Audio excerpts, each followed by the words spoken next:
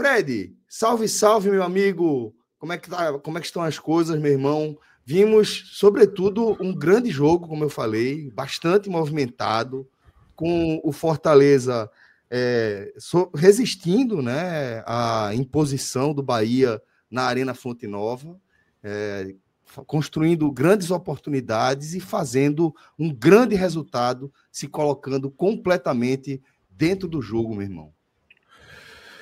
É isso, Celso. Boa noite, Ravel, todo mundo que já está chegando por aqui, né, para assistir esse pós-jogo de uma partida que era extremamente importante para os dois campeonatos, tá? O campeonato do Bahia, que não é o mesmo campeonato do Fortaleza, tá? São equipes separadas por quase 20 pontos e que têm objetivos naturalmente opostos no campeonato.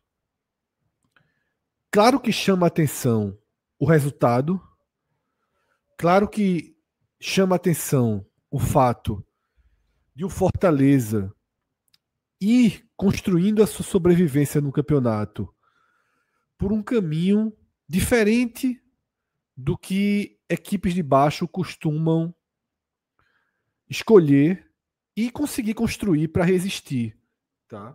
Palermo, de fato, ele transformou o time do Fortaleza. Ele não adaptou o time do Fortaleza. Ele realmente conseguiu construir uma nova forma de atuar e o time tem feito suas melhores partidas no campeonato, tá? Quem acompanha as nossas edições semanais, ou às vezes até 2 por semana, do Raio X, vai lembrar que eu tenho sempre batido na tecla de que, pelo futebol, a reação do Fortaleza já era possível.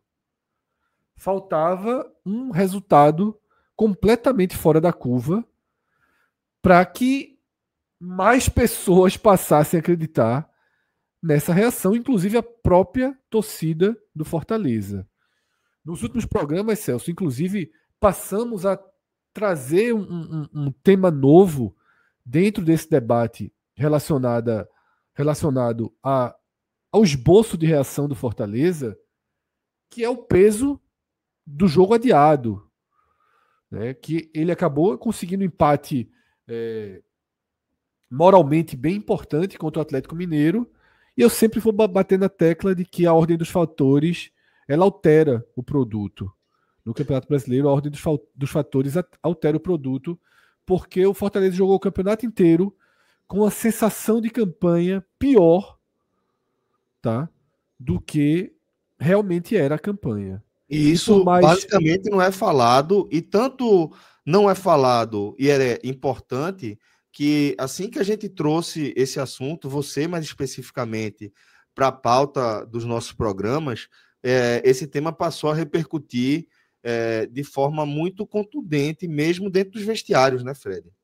Exatamente, né? Porque de fato é algo que é muito deixado de lado, numa lógica muito primária de que 38 rodadas, pontos corridos, cada jogo vale a mesma coisa, e se você embaralhar, reembaralhar, distribuir, redistribuir, dá no mesmo no final das contas, e não dá, tá? E não dá. É a matemática muito fria e não pode ser aplicada nesse cenário, né? Porque ela não é real, ela só é fria se você analisar ela depois de tudo estabelecido. Aí realmente, aí cada jogo vale 3 pontos. Mas a gente tem a subjetividade de você estar dentro de uma zona de rebaixamento, do peso que é você estar dentro dessa red zone mesmo, né?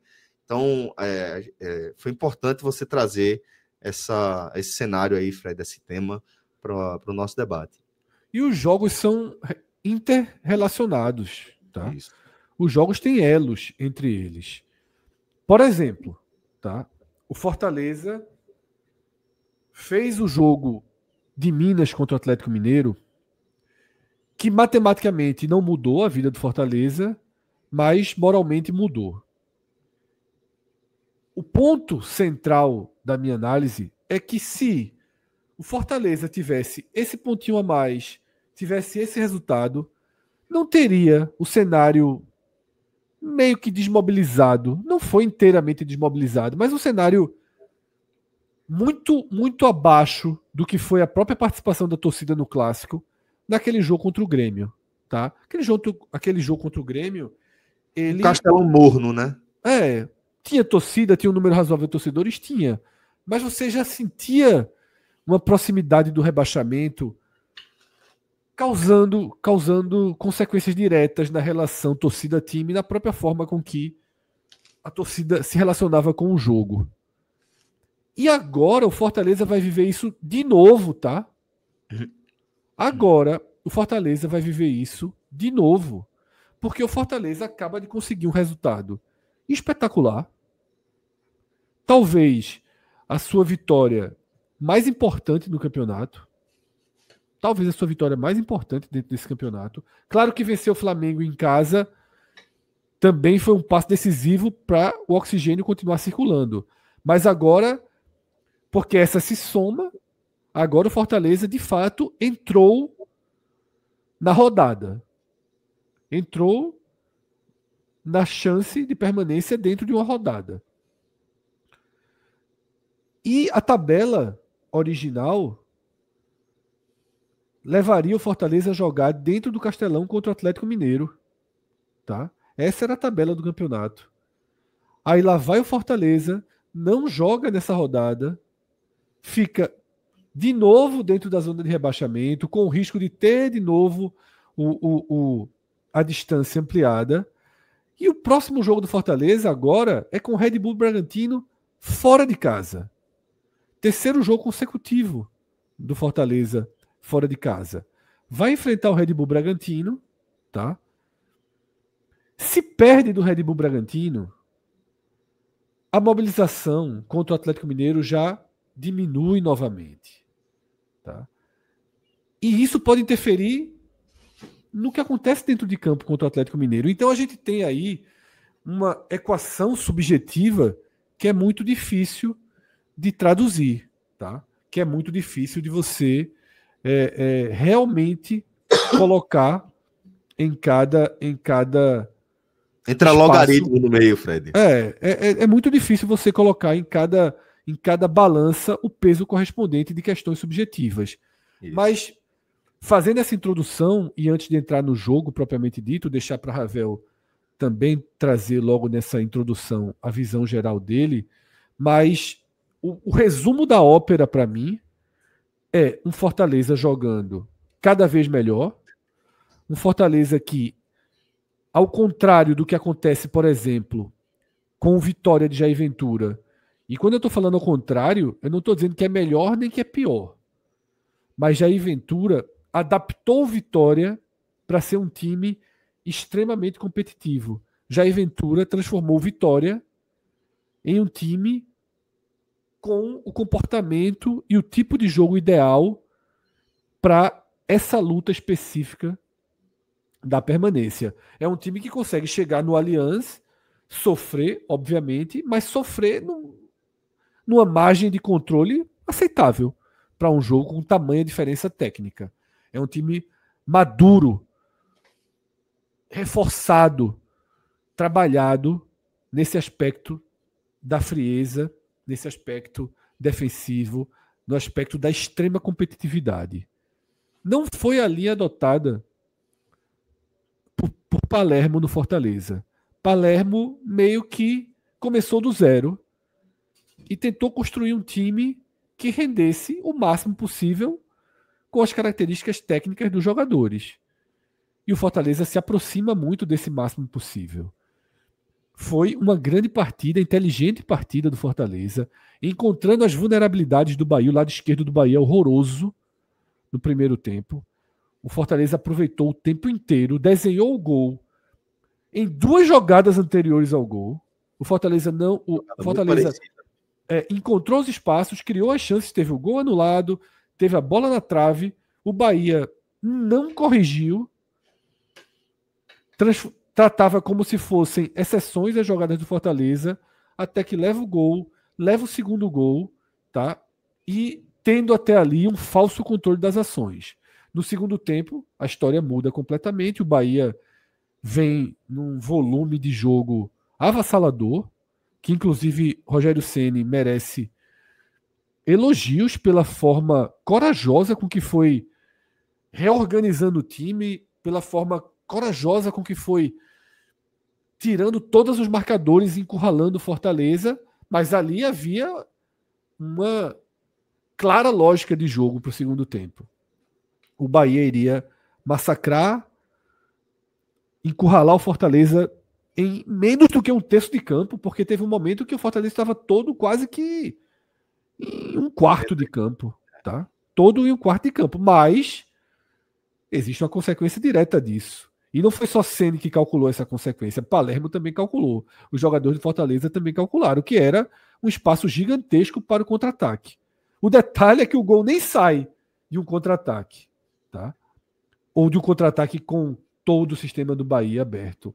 O gol sai, né, de um jogador que estava numa noite absurda, né, que é Herrera, assim, uma partida de altíssimo nível do atacante do Fortaleza, e aí foi um golpe muito duro no plano de tudo ou nada que o Bahia conseguiu construir e manteve, tá? E aí tem que manter mesmo, conseguiu 3-2.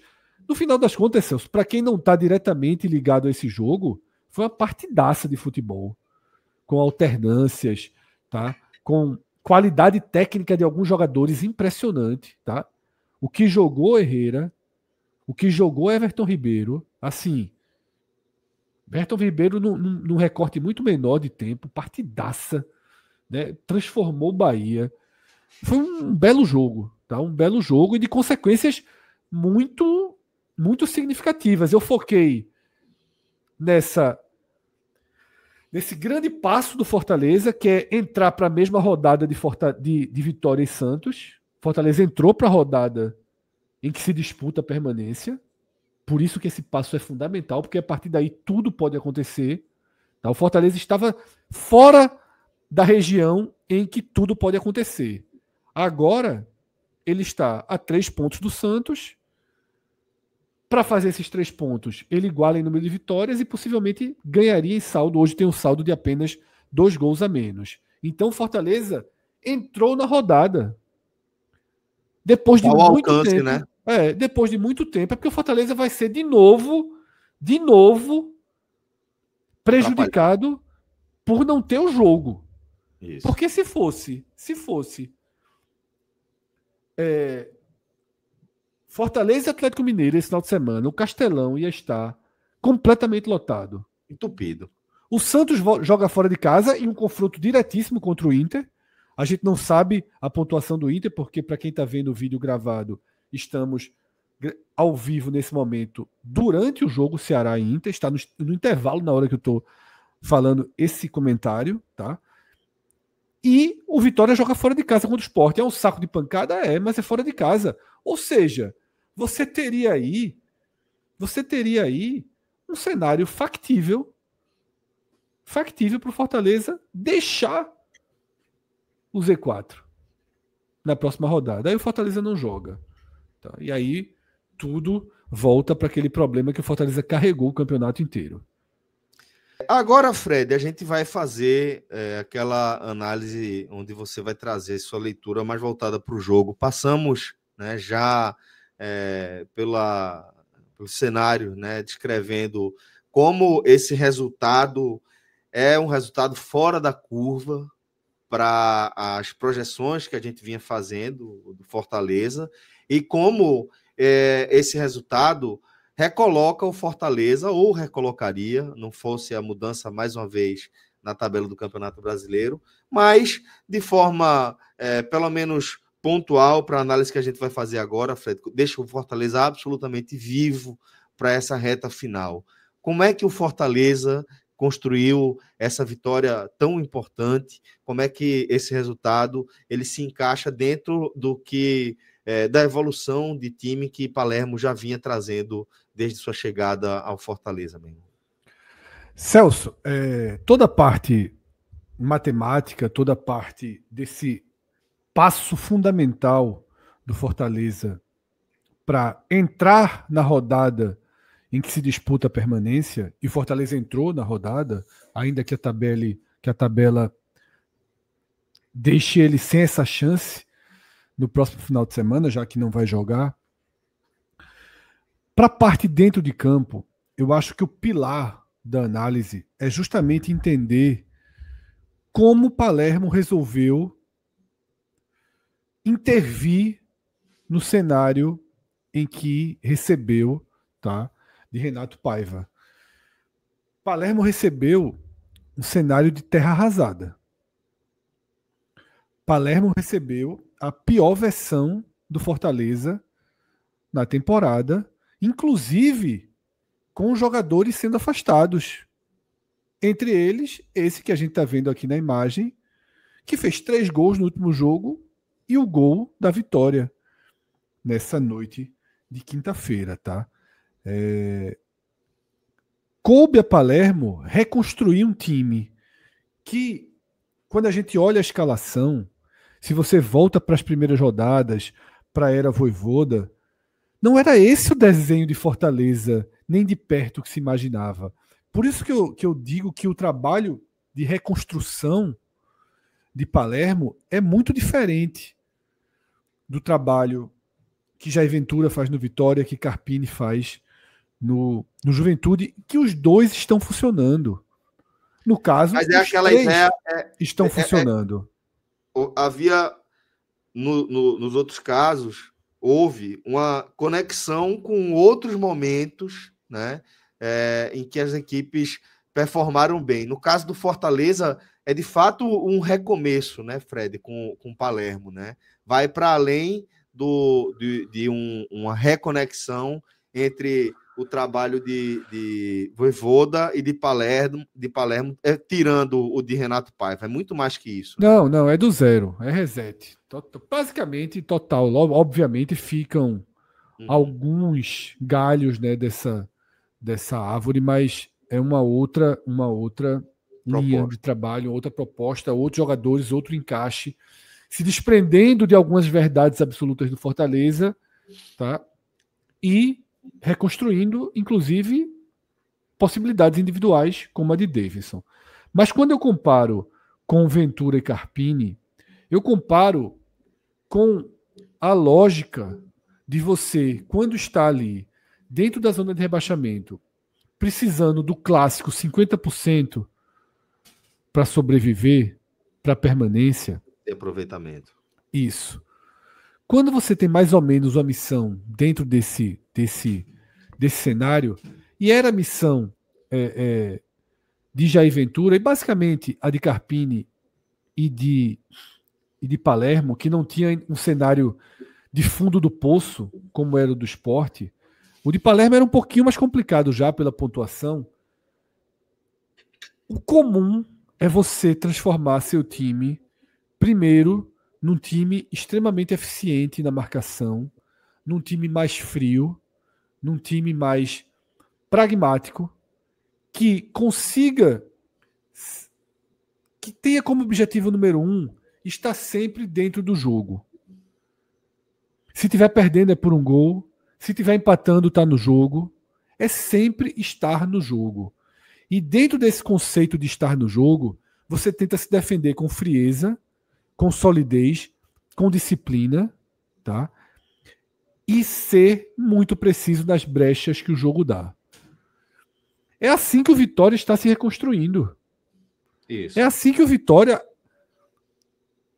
torna-se para mim hoje um time com mais chances morais, não matemática, porque a matemática é muito fria para algumas coisas, mas chances efetivas de permanência do que Santos e Inter, por exemplo. O Vitória está muito sólido.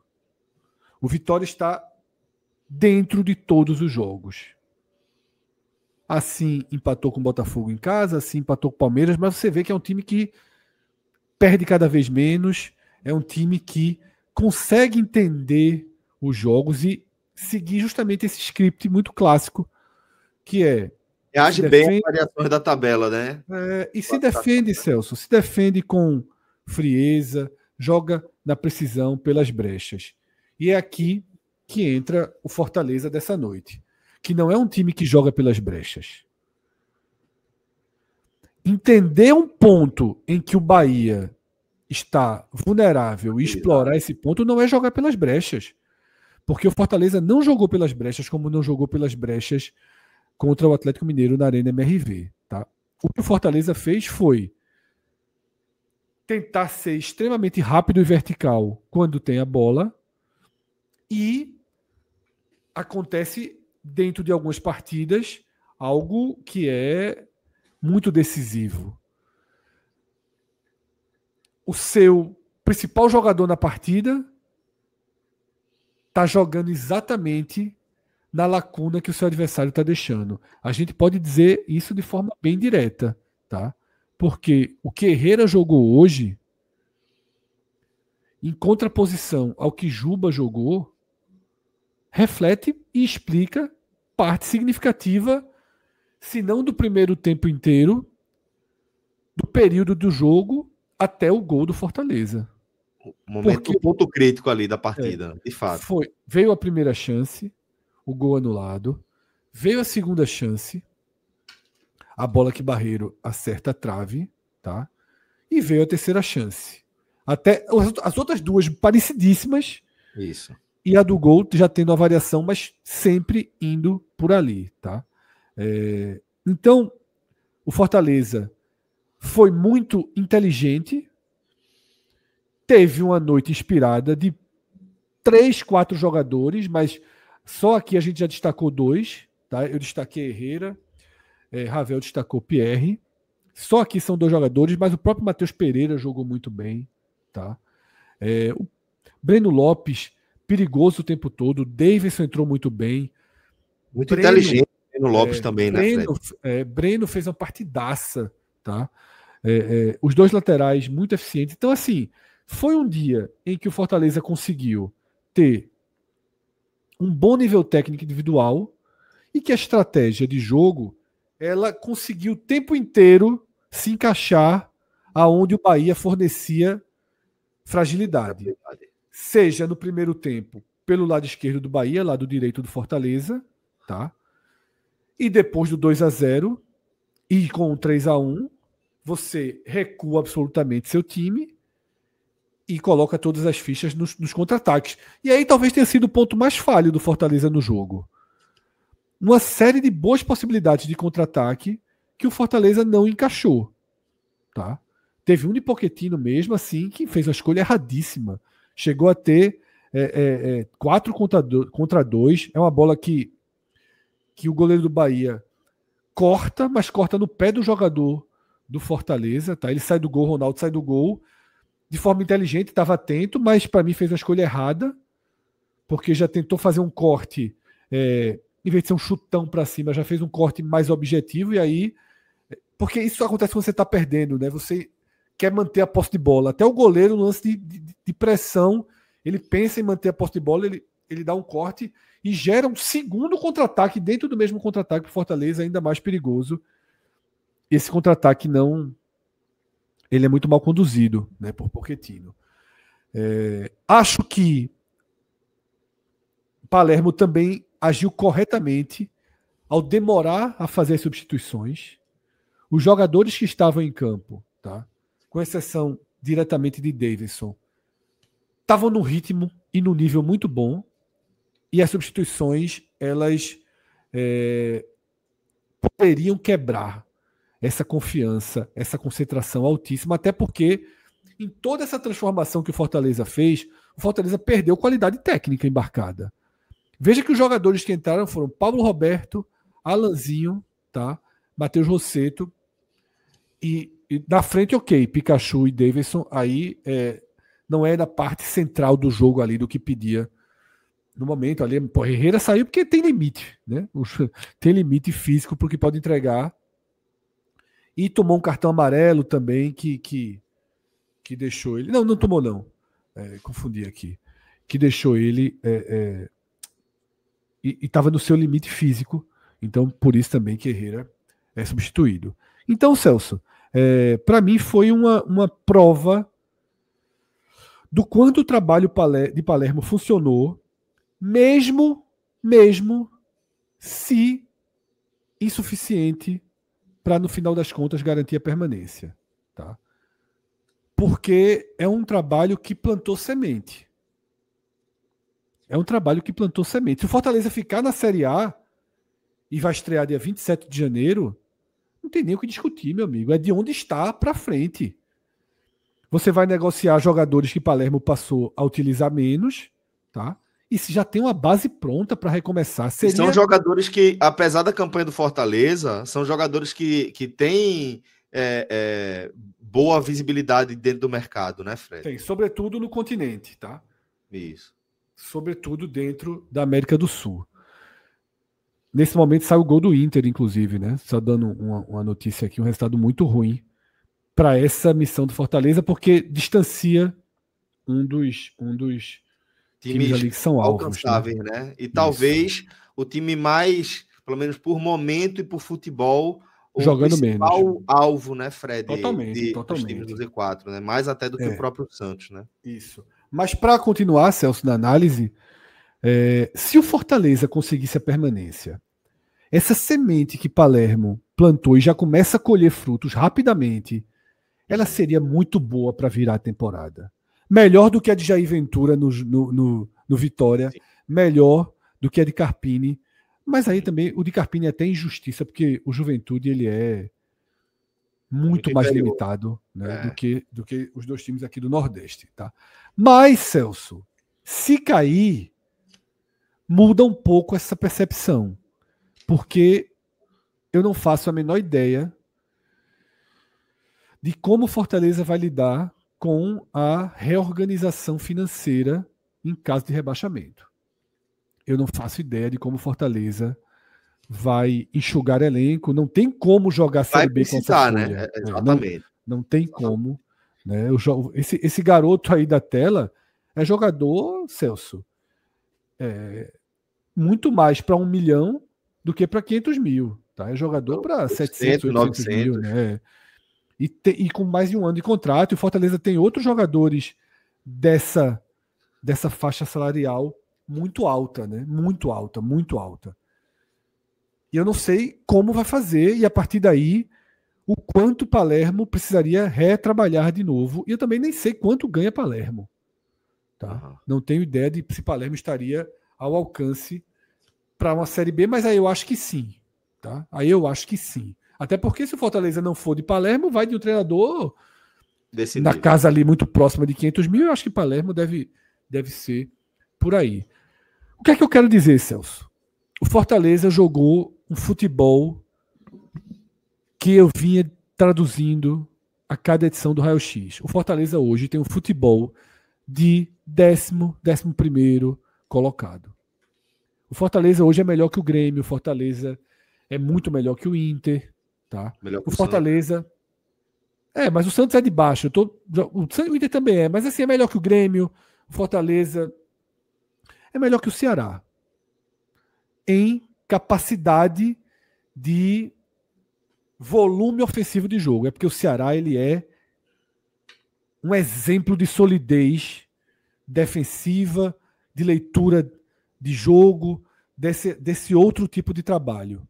Mas o Fortaleza está jogando um futebol que não é comum de times de zona de rebaixamento na condição que Palermo assumiu Fortaleza. Às vezes, quando você pega um time muito afundado, esse tipo de trabalho acontece, porque não dá para ir para 50%, aí você tem que ir para algo mais ousado. É um pouco do Fluminense, que é o espelho do Fortaleza na matemática, né, do Fluminense de 2009, daquela campanha de retomada, que é propositivo, volume ofensivo. Todo jogo agora do Fortaleza é 3 gols, pô. 3 gols no Atlético, 3 gols no Bahia, tá? Jogos extremamente emocionantes, de alternâncias, tá? E o Ceará acaba de empatar o jogo, então recoloca aí a análise positiva para o Fortaleza. Nunca os torcedores do Fortaleza foram tão Ceará quanto nesse jogo que está acontecendo. E aí, detalhe para sublinhar sobre o Inter, e aí a gente já ir para os campinhos, tá?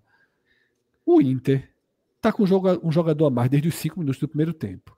Logo e o Ceará, e se tivesse que ter um time para estar vencendo o jogo, era o Ceará, não o Inter, tá? O Ceará teve muito mais chances de gol.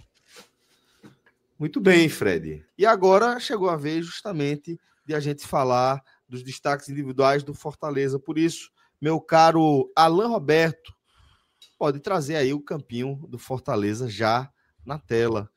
Fred Figueroa, vamos começar falando da posição que você mais gosta de avaliar e onde a sua caneta costuma pesar mais. Os volantes. O que é que você achou de Breno, jovem?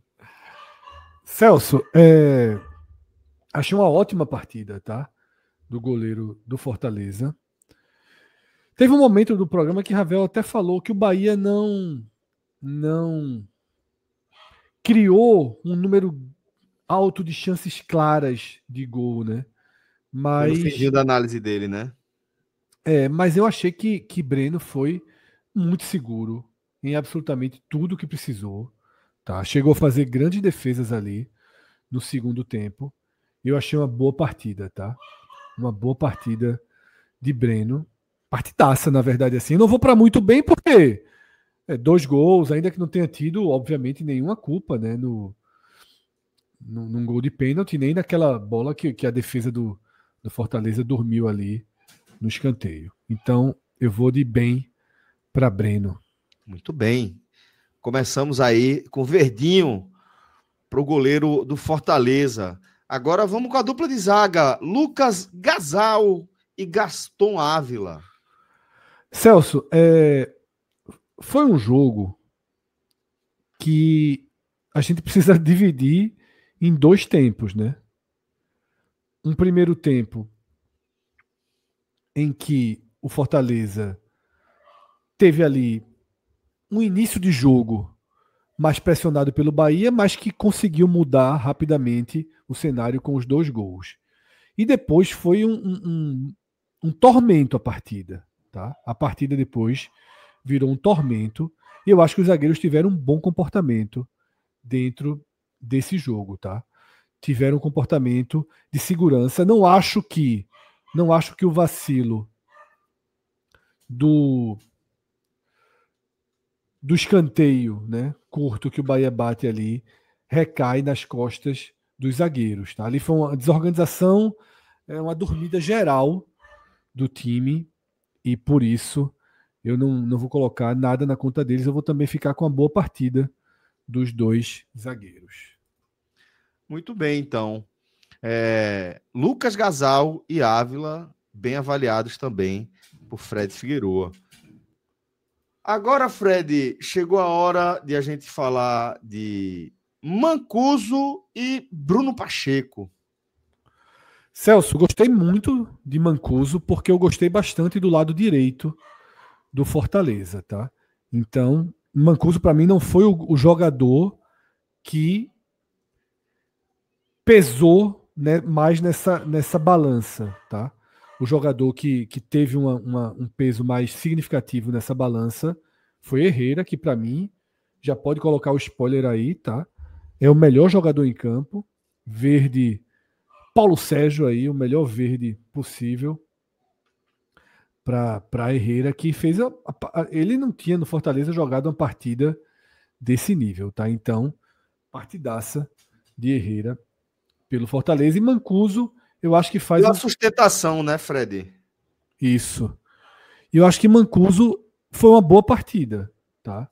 Foi uma boa partida de Mancuso e vou de bem também para Mancuso. Acho que fez uma partida bem correta. Deu a sustentação ali para Herrera fazer essa grande partida, né? Exato. Muito bem. Então, analisado aí esse lado direito do Bahia, vamos agora falar do Fortaleza. Vamos agora falar de Bruno Pacheco, Fred. O que é que você achou do lateral esquerdo do Leão do Pici? Aqui eu já começo, Celso, a ter Foi um jogador que, durante a partida, inclusive, demonstrou um certo incômodo, né? Com com a sua condição física. Né? Várias vezes foi passado pela reportagem que ele se queixava, né, da condição física. E, para mim, fica apenas como razoável. Certo. Também bem. não vou para conta dele, apesar de ter sido do lado dele, eu também não vou para conta dele a desatenção generalizada, tá, do segundo gol do Bahia. Eu tô até com um lance aqui repetindo para tentar achar um responsável mais direto, mas não tem. Claro que para Everton Ribeiro ter tido um insight ali, pensado rápido para organizar aquela jogada, claro que existia uma lacuna. Não tinha jogador do Fortaleza ainda no primeiro pau. Ávila estava andando de costa para dentro da área. Bruno Pacheco, que poderia ser o jogador que estava no primeiro pau, não foi. Mas o atacante, que aí nesse momento já era não sei se era Lanzinho para identificar quem era o atacante que deveria fazer a recomposição nesse momento, mas também não era dele. Ele só foi o primeiro a assistir, tá? Ele só foi o primeiro a assistir que essa decisão do Bahia. Então eu vou tirar o peso, mas para mim Bruno Pacheco fica como razoável. Muito bem. Vamos agora começar a falar do meio-campo do Fortaleza. E aí a gente vai falar de Matheus Pereira e de Pierre, Fred. Gostei muito dos dois jogadores, Celso. Gostei muito de Matheus Pereira, tá? Para mim fez uma excelente partida. E Pierre, Ravel já antecipou também. Se não fosse a escolha de Herrera como melhor em campo, tá? Eu iria com Pierre, tá? Também me chamou a atenção. Ótima atuação de Pierre. Aí no caso, Alan, é o contrário. Não, Matheus é só bem. Apesar de eu ter gostado muito, eu fico como jogou bem para Matheus Pereira e como muito bem para Pierre, tá? Toda vez que vocês se referem a nosso querido diretor como Alan, eu fico, me dá um bug, velho. Eu às vezes chamo de Alan, às vezes chamo de Alan, eu fico mudando, eu fico alternando. Me dá um bug. Depois Detalhe, ele fala... eu chamei de Alan e achei que tu tinha me falado Alan e eu mudei. Não, quem falou Alan foi Rodrigo. No tá. meio da... então foi isso. Exatamente. Eu sempre falo Alan. Aí quando ele falou Alan... Foi exatamente isso. Ele tá se abrindo aqui. Vamos lá, Fredão. Eu mudei porque eu vi que alguém tinha mudado a rota hoje aí. Por via das dúvidas, o cara chama das duas formas, né? Vamos com Pochettino agora, Fred. Pochettino. Esse é aquele caso... Achei discreto, viu? Discreto. Eu achei também. E eu tô aqui, sabe? Porque eu tenho uma linha de análise, Ravel, que eu evito ser punitivo. Cássio mesmo, assim, pega a raiva de um jogador na partida e assim, não tem nada que o cara faça, mas eu acho que Pochettino poderia ter simplificado a vitória do Fortaleza e foi bem confuso na distribuição dos contra-ataques, tá? Eu tô entre razoável e mal para Pochettino. Tá? Eu tô entre razoável e mal, mas eu vou ficar como razoável. É um jogador, Fred, que eu sempre que o Bahia enfrenta o Fortaleza, eu olho com uma atenção especial. Assim. Primeiro porque eu gosto do atleta. É um jogador que eu gosto de ver jogar. Já entregou muitos bons resultados, muitas boas atuações com a camisa do Fortaleza. Agora talvez não viva, né? Certamente não viva seu melhor momento. Mas é um jogador que eu sempre gosto de ver jogar. Nas partidas que eu também vejo Fortaleza contra outros times, eu sempre olho ali para a atuação dele. Hoje eu, de fato, achei a atuação, não no nível negativo, assim, eu concordo com razoável, acho que razoável seria melhor, mas fico sempre com aquela sensação de que ele pode entregar mais do que vem entregar. Tem potencial. É isso. Como Davi coloca aqui no chat, bem no primeiro tempo, mal no segundo.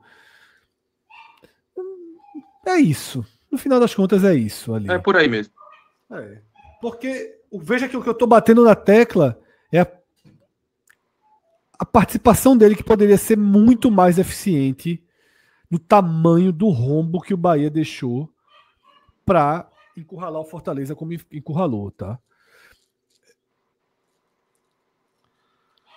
Muito bem. Então, Pochettino aí fica com razoável. Agora, Fred, a gente vai falar dos homens mais de frente. Breno Lopes. Gostei de todos, tá? Barreiro também. Barreiro tá fazendo gol gostei. Demais, né, Veja só, perdeu um gol que não se pode trave. perder, mas tá ali o tempo todo. Barreiro é aquele atacante que, Ali o tempo todo, é isso. para mim, ele é um exemplo, Celso, de que tem perfis de jogadores que você precisa deixar ele lá. Isso. Sabe aquela história? Cevando. Deixa lá, tá? Porque ele perde um gol, faz outro. Ele não é aquele cara, ele não é aquele super atacante. Você não olha para Barreiro e diz assim, meu amigo, veja só, vou trazer esse cara aqui para resolver meu time ano que vem. Mas ele consegue uma entrega muito volume, né? Muita consistência, né? Muito bem posicionado, raçudo, tá? Corajoso. E eu acho que os dois foram bem. Gosto muito de Breno Lopes, tá? Acho que foi bem também. Breno Lopes foi de razoável para bem. Tá? Mas numa vitória como essa, a gente acaba tendo que puxar um pouquinho para cima aí toda a leitura, tá? Então, bem, tanto para Breno Lopes quanto para Barreiro. E aí, Fred, assim como fizemos com o caso do Bahia, vamos falar dos substitutos do Fortaleza agora. A primeira mudança de Palermo foi aquela mudança tripla. Né? Entraram Daverson, Pablo Roberto e Alanzinho nas vagas de Barreiro, Matheus Pereira e Pochettino. Celso, foram mudanças que não mudaram o rumo do jogo, exceto Daverson, tá? E eu ando muito dentro desse critério. Quando você entra com 25 do segundo tempo, a gente, para atuação ser validada, ela tem que ter algo que ou chame muita atenção ou seja diretamente prejudicial ao time.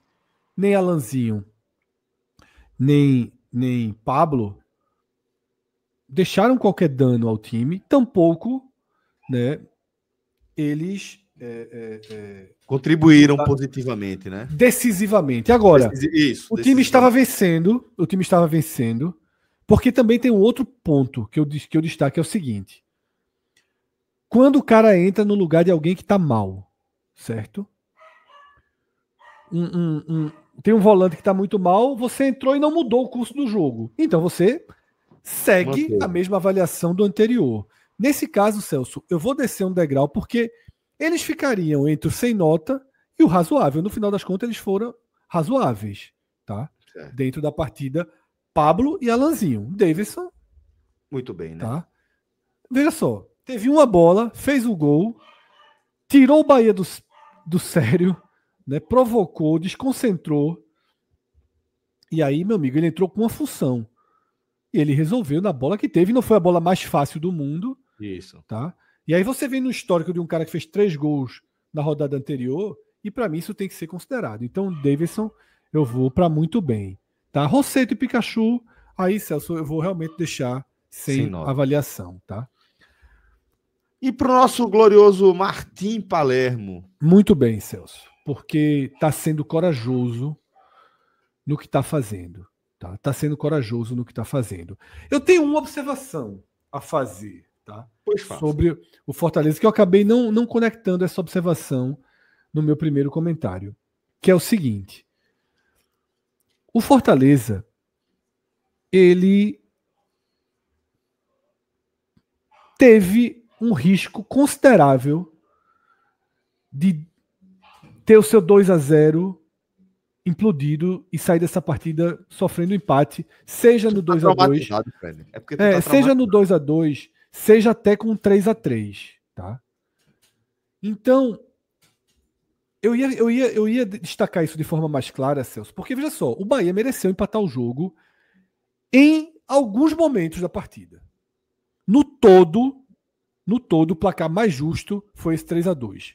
Placar diz muito do que foi o jogo. O placar diz muito do que foi o jogo. O placar de 3-2 ele é real, ele é moral, ele está de acordo com a dinâmica da partida, até de ter tido muitos gols. Tá? Mas quando estava 2-1, poderia ter pendido para um 2-2. Poderia, tranquilamente. Para mim, o rumo do jogo já era para isso. O gol do Fortaleza, o terceiro gol do Fortaleza, não é um gol dentro de algo que estava acontecendo no jogo. Porque, repito, se saísse de um contra-ataque com o Bahia totalmente aberto, até faria sentido.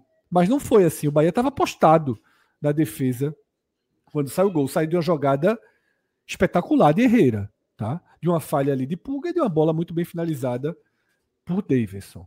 Mas o que eu quero dizer é que, para esse elogio a Palermo, existe a contrapartida, tá? Não é um time seguro. Não é um time seguro. Não é um time seguro. O Fortaleza não consegue se isolar de uma situação como estava dentro do conceito de sofrer pouco. Por um mérito muito grande dos zagueiros, pelo estilo do Bahia, que tenta chegar ao gol trabalhando a bola, tenta chegar ao gol deixando cara a cara, a gente ficou com a sensação de que Breno não fez tantas defesas, de que não tivemos 2, 3 bolas que a gente diz assim, eita, era gol do Bahia. Mas a gente teve umas 8 que faltou um passe para deixar na cara do gol. Tá? Umas 8 bolas dentro da área, que não entram nos melhores momentos. Mas que é aquilo. Everton Ribeiro enxergou, Ademir não enxergou. Everton enxergou, mas o zagueiro conseguiu esticar a perna e com a ponta do dedo desviou a bola.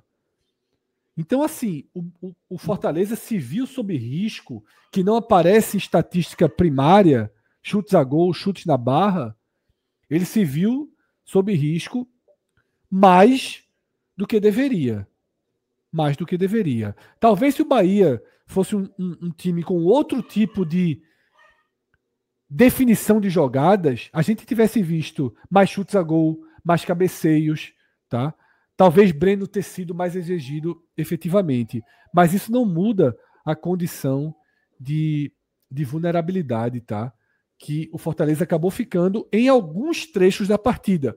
Mas por que eu não vou trazer isso para diminuir minha avaliação de Palermo e do todo? Porque eu acho que é uma balança. Eu acho que você não pode exigir tudo de um time que está na zona de rebaixamento. Você não pode exigir que o Fortaleza tenha, com a bola, a clareza ofensiva, a coragem, a definição, a precisão que vem tendo, e sem a bola ter um Fortaleza similar ao Vitória, que está muito focado no corte, no chutão, na marcação por zona encaixadinha. Do Fortaleza não é tão encaixada. A gente não vê o Fortaleza em maioria na marcação. A gente viu o Fortaleza, repito, em alguns momentos do jogo, no 2-1 e até no 3-2, vulnerável a um passe do Bahia ter encaixado para deixar o jogador na cara do gol. Tá?